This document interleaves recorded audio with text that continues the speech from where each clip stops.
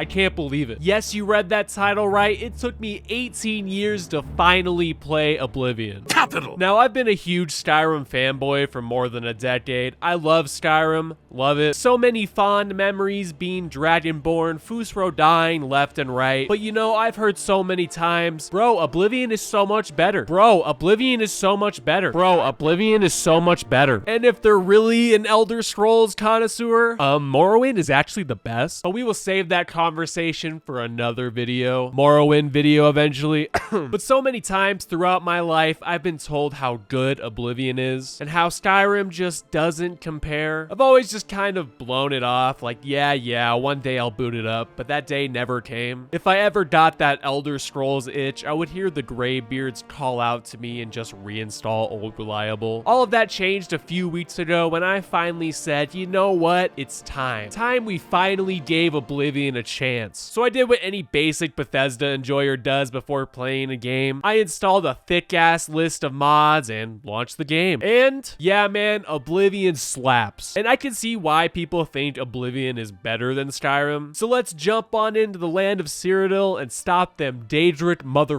These are the closing days of the Third Era and the final hours of my life. So I was trying to decide how I wanted to tackle this video. I didn't want to only compare Oblivion and Skyrim because I think it does a disservice to both of the games. I know some people like to talk a lot of shit about Skyrim, but I genuinely still think it's a great game. But finally experiencing Oblivion for the first time all these years later, it's really eye-opening. So I think a good place to start this video off is talking about the things I feel like Oblivion does really well. And what better way to start than with the open world? Cyrodiil does something that I personally feel like Bethesda has yet to replicate. Obviously, it feels really good to explore in Skyrim or any of the Fallout games, but what Oblivion gets so right is the vibes, man. It sounds corny, but the vibes all throughout the game, whether you're exploring the cities, open forests, dungeons, or the Shivering Isles DLC, the vibes are always immaculate. I kept asking myself, why does Oblivion feel this good to play and explore? And why does it have such a nice atmosphere that's so easy to immerse myself in? And I finally realized that it's the way the lore and the world are presented. Oblivion is a lot more mystical, and in a weird way, a lot more lighthearted too. It doesn't take itself too seriously, and the color and environments really help with this too. Like, listen, Skyrim is beautiful in its own way, but it's a lot more grim and depressing, so it loses that fantastic mystical aura that is Oblivion. It doesn't help that Skyrim's color scheme is gray, blue,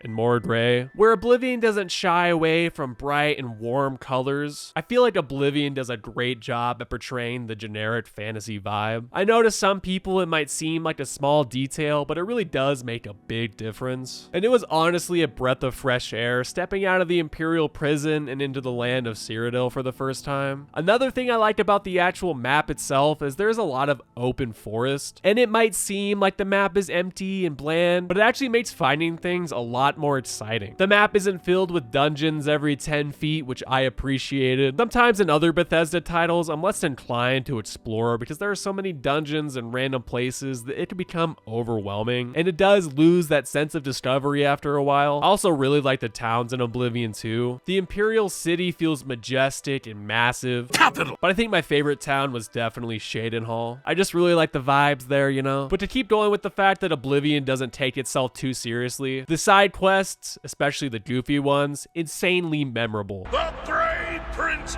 has been defeated! Like these people in this inn who suddenly found themselves invisible. Time to go pay a visit to this crackhead sorcerer down the road. Or putting this poor son of a bitch out of his misery because he just wants to die. A bad day? Try a miserable existence. Based, my brother. Or one of my personal favorites, meeting this guy who's definitely a schizo skooma user who thinks everyone's out to get him. You can either tell him that there's nothing to worry about because let's be real, he's a fucking nut job and everyone in the town knows it too. Or you could do what I did and lie to him and tell him, yeah man, everyone is out to get you. But you know, I can't be completely evil. So when he asked me to commit murder for him, I turned him into the guards because he'd be safer behind bars, you know?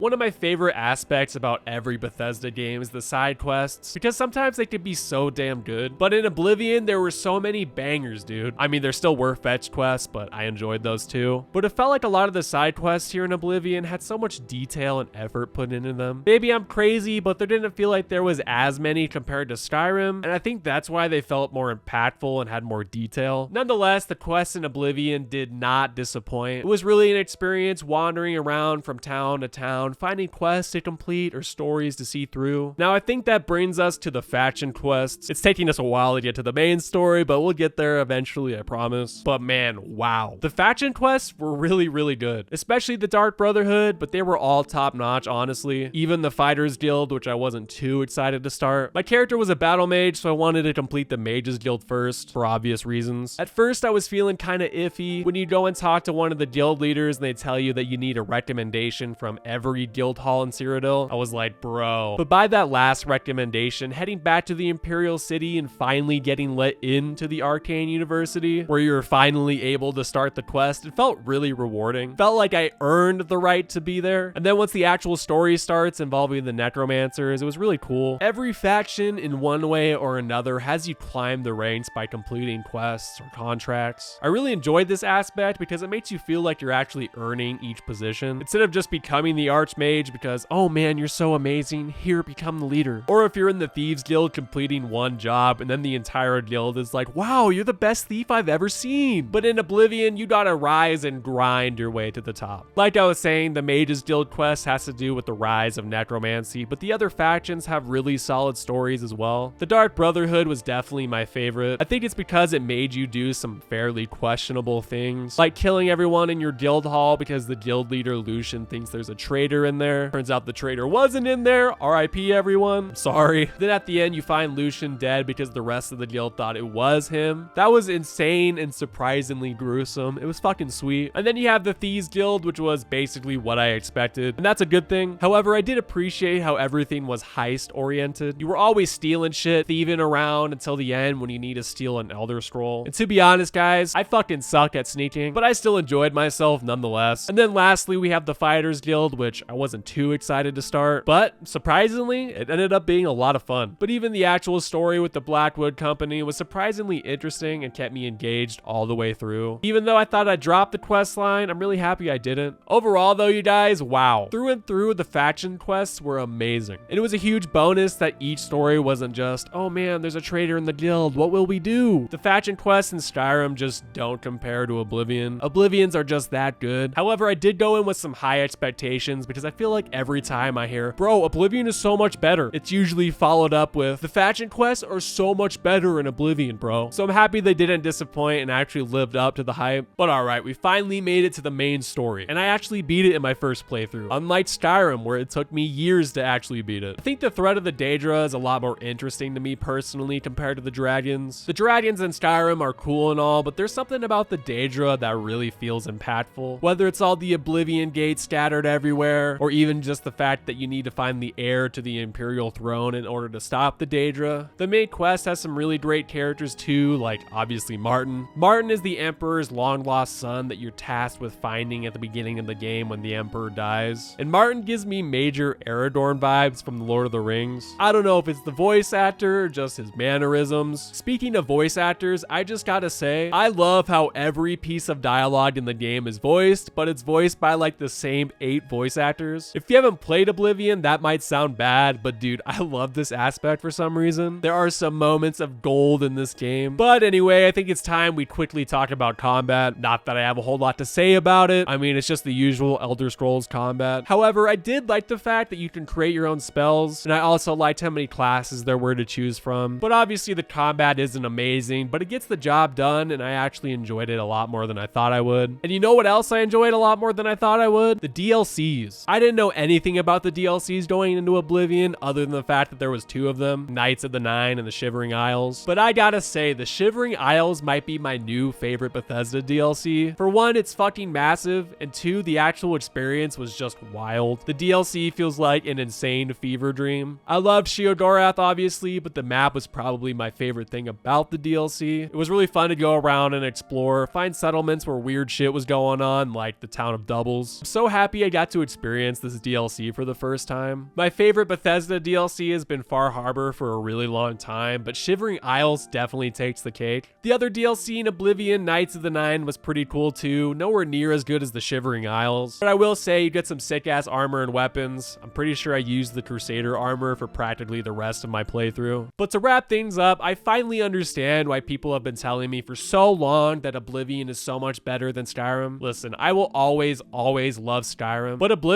is really fucking good. What else can I say? It took me way too long to finally give it a shot. I'm happy I did though, because Oblivion on its own is a great fantasy RPG. It has a beautiful world that's so easy to immerse yourself in because it has great quests, superb writing, and it gives you an experience that's so different compared to other Bethesda games, even Skyrim. I was worried about the fact that the game is like 18 years old. Not that I was worried about the visuals, but we all know how old Bethesda games like to work on modern hardware. But the mod pack I installed called Heartlands, it really made me look past the game's age without changing things too much. And I think my game only crashed like 2 or 3 times in my 100+ hours. So I highly recommend giving the mod pack a shot if you're looking at replaying Oblivion. But anyway, I think it's a great place to call the video. Hopefully you enjoyed, and I'll see you guys in the next one, and yeah, peace.